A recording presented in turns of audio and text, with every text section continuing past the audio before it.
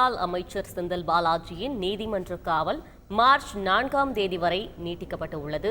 22வது முறையாக செந்தில் பாலாஜி காவலை நீட்டித்து சென்னை மாவட்ட அமர்வு நீதிமன்றம் உத்தரவு பிறப்பித்திருக்கிறது. இது பற்றின கூடுதல் விவரங்களோடு நமது செய்தியாளர் சுரேஷ் இணைகிறார். வணக்கம் சுரேஷ், இது பற்றின முழு விவரங்களை பதிவு செய்யுங்கள்.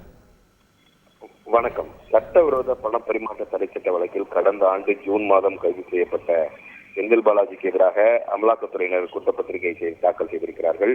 இந்த வழக்கில் அவர் ஜாமீன் கோரி தாக்கல் செய்த மனுவானது சென்னை உயர்நீதிமன்றத்தில் நாளை விசாரணைக்கு வருகிறது.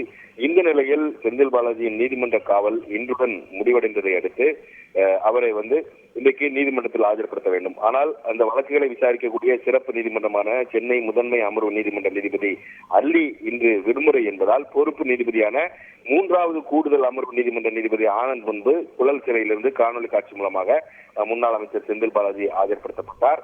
அப்போது அவருடைய நீதிமன்ற காவலை மார்ச் 4ஆம் தேதி வரை நீட்டித்து நீதிபதி உத்தரவிட்டிருக்கிறார். இதன் மூலமாக 22வது முறையாக செந்தில் பாலாஜியின் நீதிமன்ற காவலானது நீட்டிக்கப்பட்டிருக்கிறது என்பது குறிப்பிடத்தக்கது. விவரங்களுக்கு நன்றி சுரேஷ்.